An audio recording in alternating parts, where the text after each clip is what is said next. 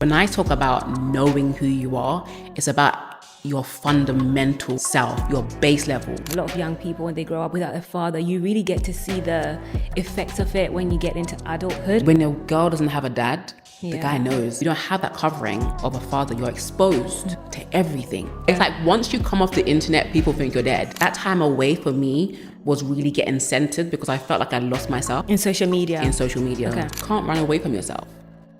And sometimes it's about just staying still, facing yourself, the areas of yourself that you do not like, that are wrong and ugly. In that searching, God found me.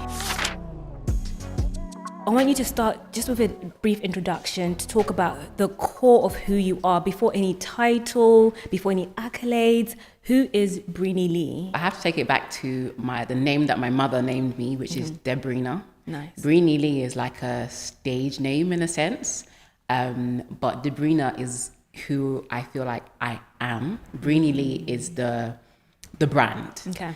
Kind of like, Rihanna, Robin, the difference. So Breeny is a young woman. Nice.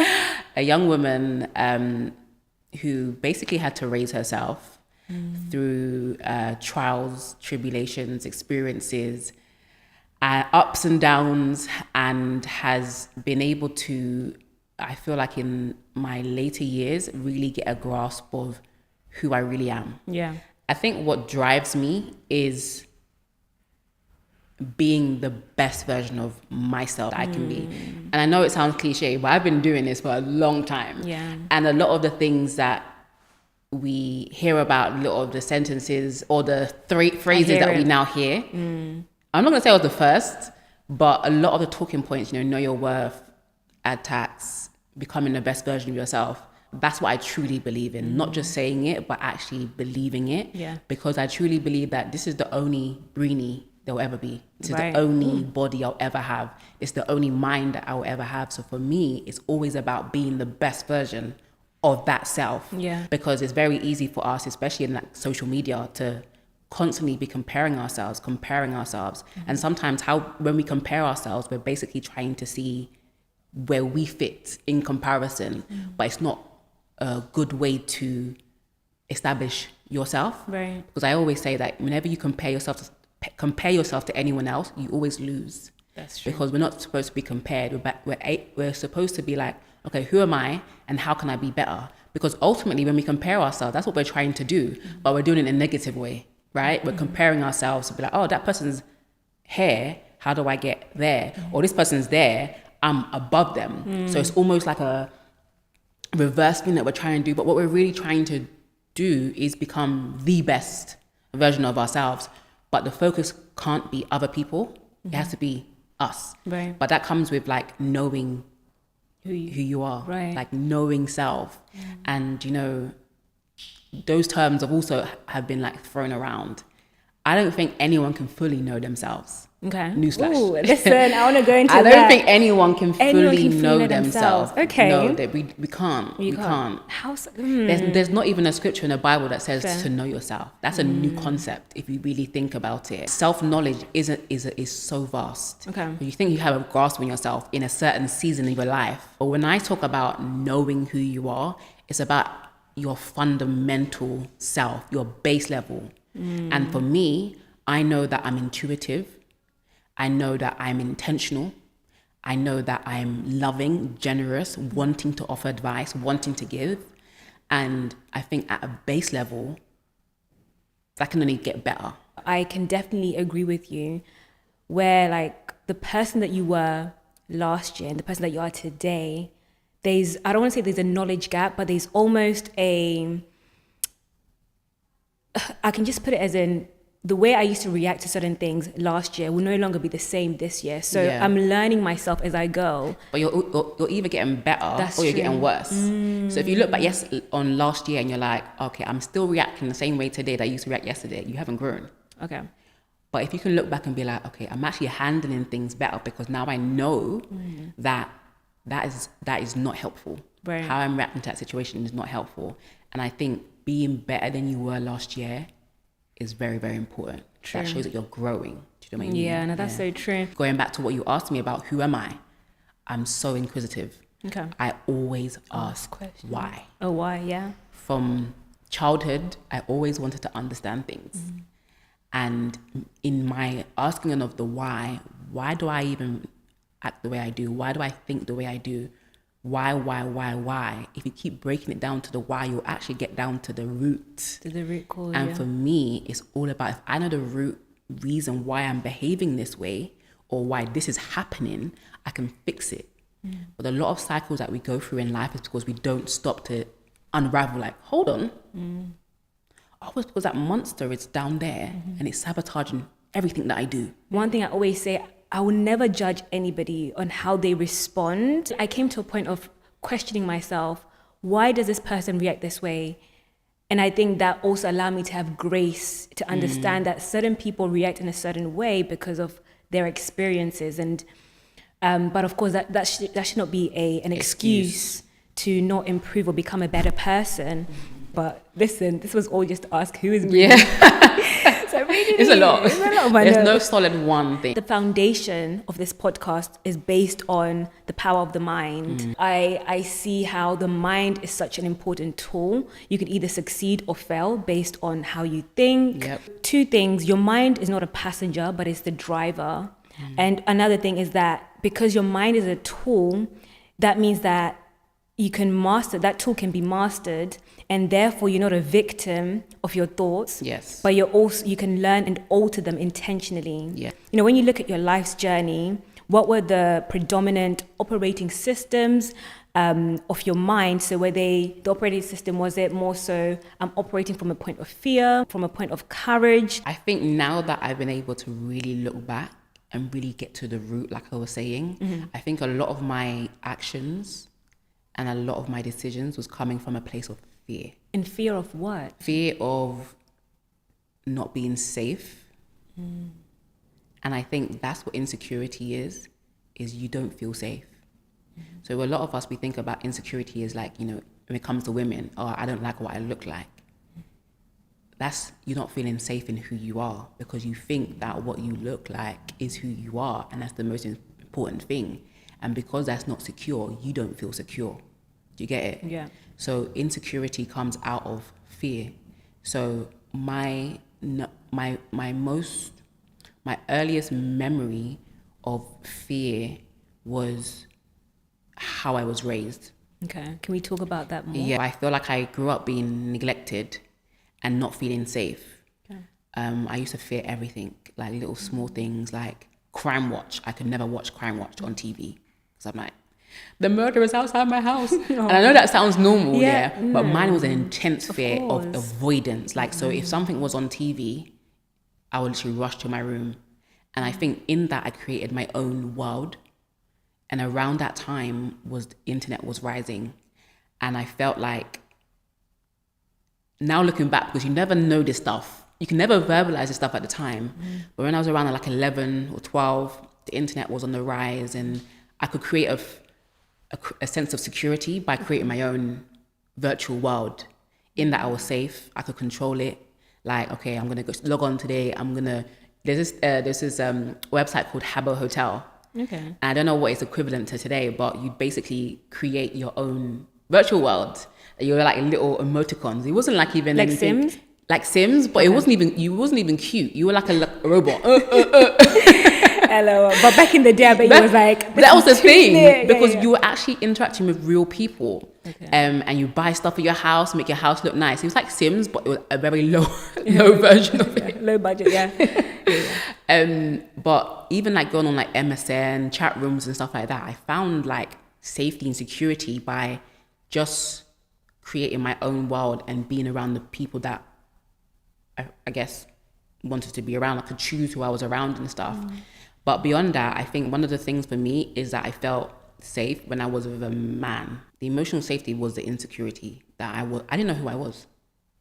I got my identity based on who was attracted to me. I need someone to tell me who I am. A lot of people when they grow up, or a lot of young people when they grow up without a father, you really get to see the effects of it when you get into adulthood. When a girl doesn't have a dad, the guy knows.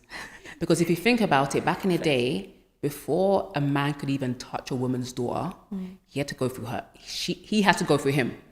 Knock on the door. Hey, I want to take your daughter out. My daughter, you better go somewhere. You better get on. But without that barrier, men, you're exposed. Women are vulnerable without protection, without husbands, without fathers, without God. Women are vulnerable without the protection of men. And I know that's not like popular in today's culture, but women, like there's a hierarchy. Women, men, Christ, right? As Christians, we believe that, right? And it's not a hierarchy to be like they're better, but it's a level of protection that we have once we're under that covering. True. And if you don't have that covering of a father, you're exposed to everything. I didn't have an image. So I had to create one. I actually created my own image. Wow. I would say I actually raised myself. And so you asked a question about mindset. My mindset was fear. Literally fear. So it would kind of trickle down into every area, every decision. Everything. Okay, wow. Yeah. It's deep stuff. It is deep because I guess, yeah, I've got more questions that are going to come regarding how you were able to rise from a point of fear. And of course, if you've healed from all the things that you've gone through, you speak openly about transformation. Yeah. And I'm less interested in the wrong parts and more interested in how you realize them. So I think that goes perfectly with what you were just talking about now. Like, functioning from a point of fear. How did you realize that the decisions I'm making are not giving me the right results because I'm functioning from a point of fear, or maybe the decisions that you're making were right because you're functioning from a point of fear. Because sometimes it works. Yes. But how could you differentiate the two, or were you able to differentiate the two? I got saved when I was 16. Okay. And I think that was a game changer for me because I realized that I wanted to be in a relationship. I wanted to be loved. I wanted to be in a good relationship. I didn't just want to have like situations everywhere, like, meet this person, meet that person. It doesn't work out, meet this person. And so when I started to realize like, actually the results that I want, I'm not getting, like there's something wrong. Like there's actually something wrong. And in that searching, God found me. Listen, thank you, Jesus. Yeah, in that searching, God found me, because I won't even say I found God. I didn't. Wow. Okay. I wasn't raised in the church. My mum started going to church when I was about 12 or something. Yeah. And I didn't have any concept of God. I didn't understand who He was. But when I got saved and I really I was embraced. I like to say recorrect. Yes. Because it's not about us doing or pursuing God. It's about actually God pursuing us. Okay. And Him actually embracing me and loving me. I realized what a father was. I felt the love of a father for the first time. When I got saved at 16, I think that was a game changer for me. Like, I think I am who I am because of that. Because that happened to me in 2007. What did that look like for you? As in, you were saved, and was it like a 360 change? Oh, 100%, completely. I feel like I don't know about the new type of salvation nowadays, where it's like you're half in, half out. No, my whole life changed. Yeah. My whole mindset shifted, changed, and that's how I know that it was a real conversion, because the Bible says to be transformed by the renewing of your mind. There we go. And my mind just shifted completely, whereby I'm like, what I was doing was out of a place of lack. And now that I'm filled and being filled, now I'm full and being filled, I don't have to operate in that scarcity. Yeah. So now I wasn't lowering myself. Now I was actually raised to the level that I was supposed to be. Now I know who I am in Christ. Now I know that I'm actually worthy of dying for. I'm worthy of being loved by God. Like, we're not talking about a man. We're talking about God. Like, hello? Like God. Right. Sorry. Now I'm feeling a different way, because God raises us up to a standard that we're like, I've been living so below who I am. I've been tolerating stuff so low that now I'm up here. It's an instant mindset set shift. So that's how I was able to see, okay, that was wrong. Now this is right. This is the new way. Now walk in it. And I think that process from then to now has been a walking out my new identity, which is in Christ. I'm not down there anymore. And yeah, that was how I was able to shift. I know sometimes, well, let me say, you spoke about how it was a literal 360 transformation for you. Yeah. It's beautiful to hear. But you know, sometimes when people are walking away from their old selves, it's almost like a grief. Yes. Because you are losing your old identity. Yeah. And trying to, you know, I don't want to say create a new identity, but you are almost, creating a new identity for yourself. You're being formed into someone new. So, yeah, and it is a challenging process. Well, it can be a challenging process, again, going back to the thoughts and your mind. But when you are being transformed, there's a loss of community, a loss of habits, a loss of the version of yourself that you once knew. So in your transformation, you know, even going back from, you know, your, like you spoke about, you know, your upbringing into your, you know, being born again at 16, going through relationship challenges and stuff like that. How were you able to say, okay, cool, this is now the new Bree or Breeny? Breeny, yeah. Or Breeny. Get it right. I don't want to put stage names. The real name. No, I'm Breeny, yeah. Breeny Lee, yeah. So how were you able to now transform that person and be like, look, okay, I need to take away the old and go into my new direction? Yeah. I will say that there's many transformations that happen. Even when you get saved, it's a transformation. Like you're born again. But I always say you have to be born again. We're constantly being transformed. And that's the thing about transformation, is that it's not one stop. Yeah. When I came from darkness, because when we get saved, we're actually being transitioned from a place of darkness, actually a realm of darkness, and we're being brought into light. So we're actually being pushed, we're brought into something new. Okay. So we're actually, our whole positioning, we may not be able to see it because I'm like, okay, I'm the same color. Okay, my hair's still the same. How am I now new? You've actually shifted. And that transformation, why the Bible says in Romans 12 that we are transformed by the renewing of our minds, is because our mind needs to change, that even though that's how I was before, this is who I am now. I'm believing I'm a new person. And how does a new person act? And acting in that way. So transformation is continuous. And naturally, when you become a new person, all the old things, they fall away. I remember like my friendships, the people I used to hang around with, like it felt like they almost just disappeared. Wow. Like I hear that. Like they stopped calling me. Oh wow, okay. Maybe there was a time and I was like, they were like, oh, do you want to come to this party? And I was like, no. And they were like, do you want to come to this party? And I was like, no. And they just stopped calling me. Maybe I can't even remember. But all of a sudden, I had new friends because I was going to a church now, new community. So naturally, that old life fell away and I was being brought into a new lifestyle. And lifestyle involved, you know, going to church, praying, my relationship with God, all that kind of stuff. So I think naturally there wasn't so much of a grieving of the past. And like you mentioned about coming into a new community. Yeah. So the people that you had around you kind of exposed you to a new lifestyle. Yeah, were part of the change for sure. Fab. Okay. Yeah, and I think that's really important. Your community, that they remind you that they're new creatures. I'm a new creature. Now, how do we live as new creatures? That's it. And I'll say about the most recent transformation, because there were many. Right now, I feel like I'm the best version of myself right now. I'm the version of myself that I actually like the most along my journey. So I took about 2 years of social media from 2023 to 2025. So I'm just finding my feet again in social media.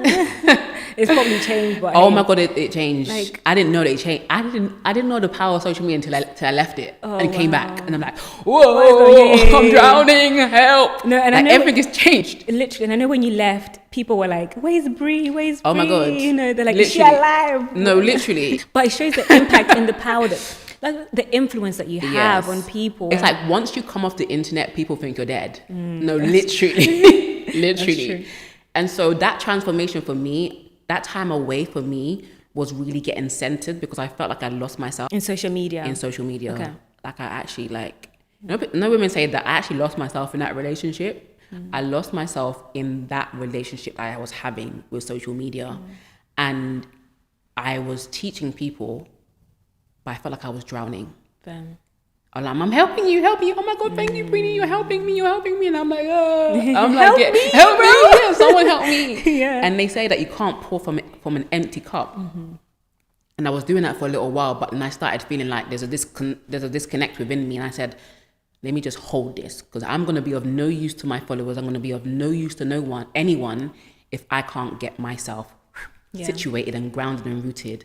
And I felt like that disconnection came with being caught up in the world of social media, in the world, period, and losing my connection to God, and me reconnecting to God in a way that was authentic and real, because there's a performative, I just connected to God that is going on social media. Okay. And the reason why it's performative is because it's shallow. Sometimes you have to go away and heal in private, because you can't heal publicly, because you're going to be performing. I just, follow me as I go to this wellness retreat, and the camera's there. Guys, I'm praying, I'm reading my Bible, camera's there. Yeah. You're constantly in a performance mode. True.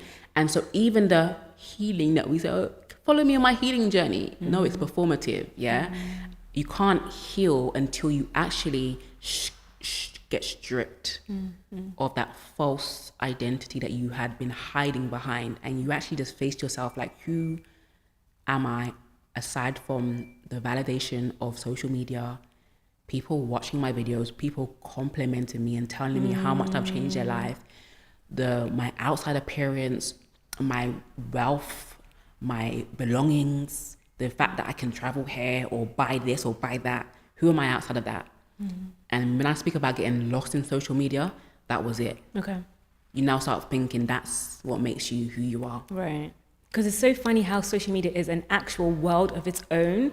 You start to, let's say you're interacting with people on social media, you almost have a false, connection, thinking that you're close to this person, for instance. 100%. But really and truly, that's not the case. Yes. So many things of social. So it's like, sometimes take a break. I have to explain that to people that aren't on social media. They'll be like, you're doing too much. You're deep. But it's actually a realm. It's a world that you can be anybody you want online. True. And that's, if you are not sincere and if you don't have integrity, that's okay to you. I can be whoever I want on social media. Let me create my identity. Like I was doing back in the day in Habbo Hotel or Sims, creating my own identity. Like, this is really me. It's true, yeah. But if you don't care about that, integrity, you can get lost. You can. But it's only for your own to your own detriment. 100%. Because you can't fake something that you're not for a very long time. You got to live with yourself. Yep. And I said in my video, like, you can't, like, people think that if they go on holiday after a breakup, I'm healing, I'm a new person. But wherever you go, you're going to be there. So you can't run away from yourself. And sometimes it's about just staying still, facing yourself, the areas of yourself that you do not like, that are wrong and ugly. Yeah. And be like, Lord, fix me. Fix me, Lord Fix Jesus. me, Jesus. Fix it, Jesus. Lord. It's true. And I think it's beautiful when somebody's able to realize, like, okay, cool, I am actually, I don't want to say suffering, but I'm not the person who I think I am. And it's a vulnerable place to be, but it's beautiful because the transformation, 100%. the end result is great, but you getting to that realization is very much a challenge in itself, because you have to let go of your full self. That's a challenge. That's the death.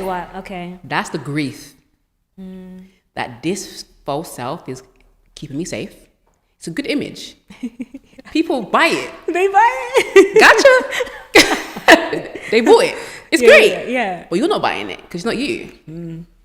And when there's this congruency of actually who I am and who I'm professing to be, oh my God. It's if a value of yours is being integral, it will eat you up. Okay. Oh my God, it will eat you up. And that's why you see a lot of celebrities losing themselves, losing their head, influencers losing themselves, like, because they can't live with the person that they really are. Like when I saw this girl, she was a beauty queen in America. She had everything. Oh yeah, I remember her. And she jumped off her New York apartment building. Oh, I don't know You her. don't know who I'm talking about, yeah. Damn. She jumped off her building. You have to stop and think like, okay, what is this? What's the point of everything then? If someone that had the good looks, you won Miss Universe or Miss America, whatever it was, you have the career, you have the money, you have the lifestyle, but you just can't live with yourself. But that's the thing, we have to live with ourselves. You have to. When everyone is gone, it's When the lights are down, Yeah, when the it's podcast mics are gone, Yeah. when the fame is gone, who are you? Who are you?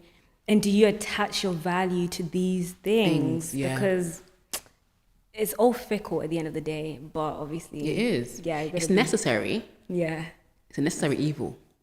and that's like evil. It's a necessary evil. Oh, They call it a necessary evil. Like social media is a necessary evil, because without social media, I wouldn't be able to make money. fair. Most of us wouldn't. Let's be honest. Fair. Like, come on. Yeah. Social media. Listen. No, I'll be screwed. Like I hear right it, I now, hear if the internet shut down, I'll be screwed. Fair. So it's a good platform and it's a good vehicle There you go. to make money and to impact people. But it is a horrible indicator of your worth. It's a horrible measure of your value. We all have to be real with ourselves and check ourselves, because it's only in being real with yourself that you're actually able to free yourself. So I had to free myself away from the validation of the internet. So me taking that 2 years off, freedom. Oh my God, that was honestly some of the happiest days. Yeah, I was gonna ask. No, genuinely. Really? Okay. I don't have to go outside. I don't have to worry about what I Yeah. wear when I'm going outside. I have to care about doing my hair all the time. I have to care about being anxious if I post this video, what people are going to say. Like, Yeah. Come on. Yeah. I was actually able to live a normal life. And it's powerful. Yeah. So with that freedom, I'm like, okay, I like who I am without all of this. Now I come back. The then difficulty of, like you were asking about detaching yourself, what death had to happen, that death of ego. Because when we're getting validated, when we have the likes, when they are rolling in, But it's wild how we attach likes. Like, this is just somebody tapping or not tapping. How we translate that to our value. That's just it's so dark. wild. it's dark. It's wild. Because we as human beings need to be validated. We do. It's a human need. It have to be like an evil or sinful or sinister thing. Okay. If I didn't say, Kupa, I love your outfit, Oh, thanks. Yeah. Oh, which yeah. I did. If I didn't say, your hair's really nice, Yeah. no one said anything. You'd be like, okay, maybe it's not that great. Do you know what I mean? That's naturally. Yeah. If you're in a relationship and your partner can be like, oh, you're so beautiful. If they never say it, You start to question that. Like, you do bro, start to, do you even like me? Like, yeah, that's true. Do you like me? So the human need is exasperated, which means made bigger with social media, because it's all about, I call it vanity metrics. Yeah. It's Absolutely. vanity metrics. It is. Yeah. You see a post online, and you see like 50K people liked it, you tune in even more. True. And even if the person's not saying anything, or if it's not a great video, you put that like put your there, like because there. everybody else likes Liking it. for real, but you question- Everybody else likes it, so I must like it. I must like, yeah. And so it's that human need for validation, which I believe and I've been able to receive from God. Like, God likes me. He's actually done something pretty cool, because he made me. So that validation comes from him. It comes from the people in my life, my mum, my fiance. Congratulations. Thank you. Mate, listen, if we had time, I'll go into that as well. Actually, do you know what? Just can you share on this as well? Yeah. So again, I'm thinking about like your upbringing. You know, you've healed, you've become a Christian. Yeah. You've transformed your mind. You've transformed in pretty much every area of your life, let's say. Now you find the love of your life. How did you get to a point where, like, okay, cool, now I'm ready to allow somebody in? How are we able to come to terms with, okay, cool, this is now, I've healed, I've done all the work? Yeah. Or is the work still going? Yeah. For you to be able to now say, okay, I can. Yeah. If I didn't take time on social media, I would not have met him. I hear it. I wouldn't have been the person that he would even want. Yeah. Like, my fiance is a great man, solid. Wow. Like, not fazed by social media, not fazed by the superficial stuff. I'm not saying that social media is only superficial, but he's just not fazed by all of that. And I feel like before I place so much of my identity in, like, I'm Breeny Lee. And I wouldn't say it. It's pride, isn't it? I wouldn't say it, but you feel it. Yeah. I've got the car, got the penthouse, got the followers, got the looks, got the money, everything. I actually have everything. I'm that person.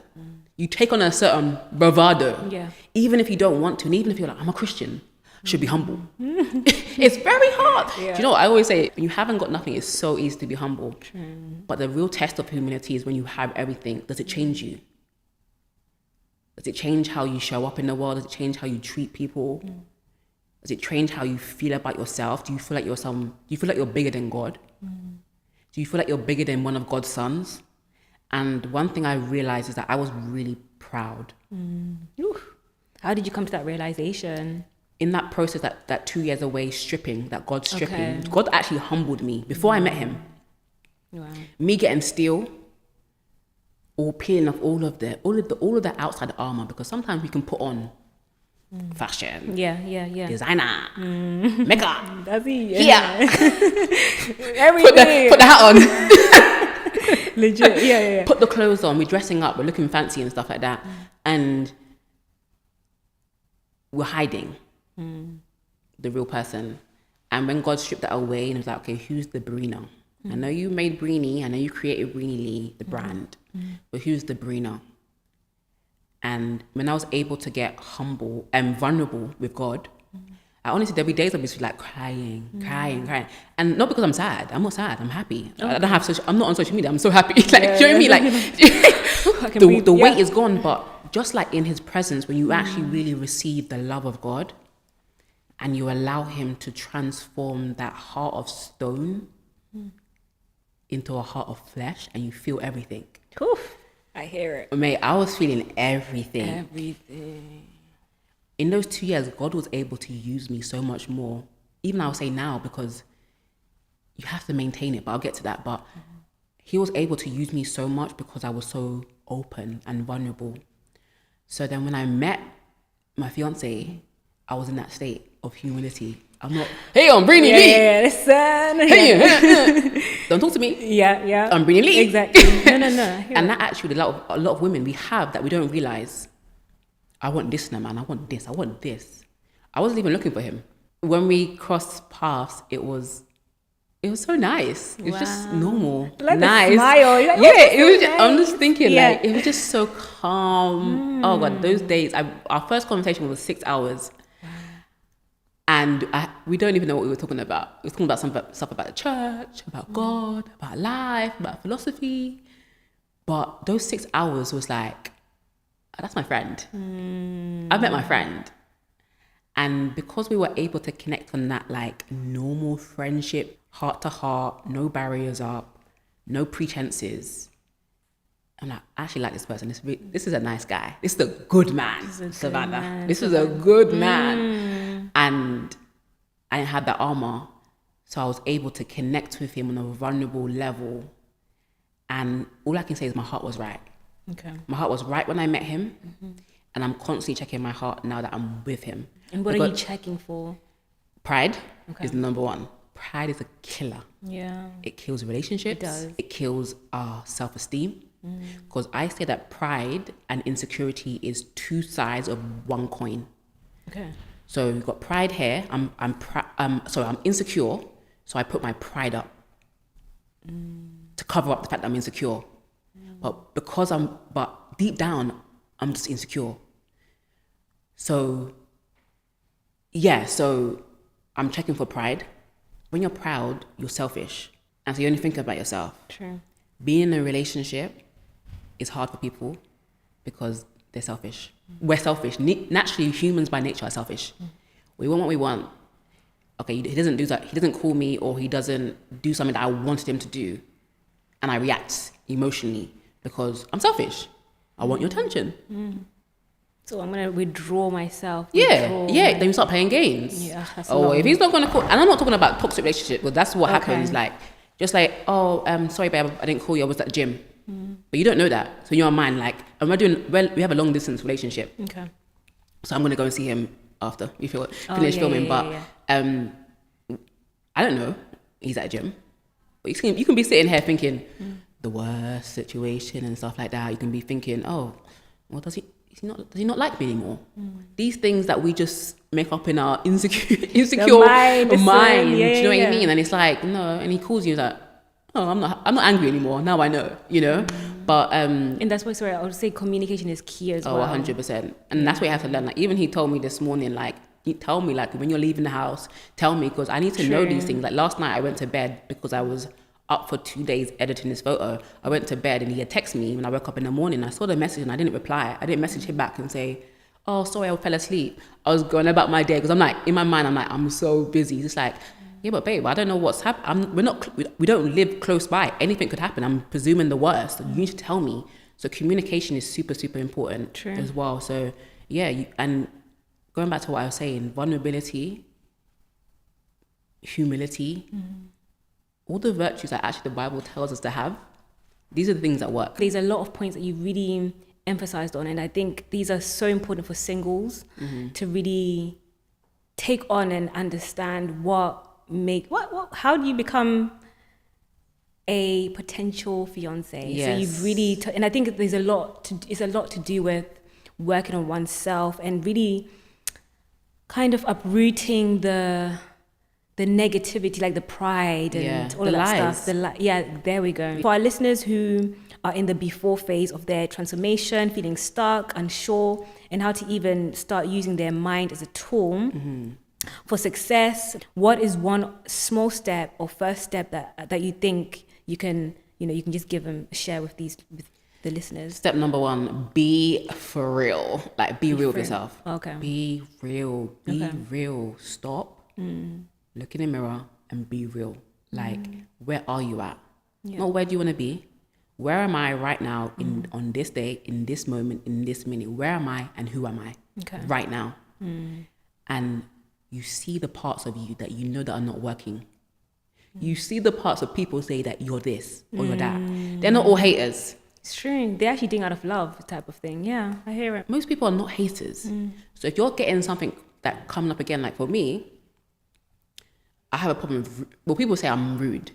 My thing is I'm direct. But that directness can come across as a rudeness. So how can I still say what I want to say, but in a loving way? Breeny. Do you know what I mean? Yeah. So even that one thing, okay, that can change. But you can't change until you confront it. So be real. Be real and confront the truth. Fab. Yes. So and then the last part is the closing segment. Yes. It's called random answer. You pick a random number and then you answer it based on what the question says. So you can pick any question from 1 to 17. Okay. So, 7. 7. The question is, time does not change anything. Time only reveals. You grow when your mind grows. So do you think that's true or false? They say that time is a healer, right? But it's actually not time, because time can go by and you still remain the same person. Yeah, true. Yeah. Fab. Yeah. Yes. Amazing. Yes. So thank you so much, Breeny Lee, for joining me. You can find me on Instagram, YouTube, and TikTok under the name Breeny Lee. Thank you so much. Thank you, Kupa.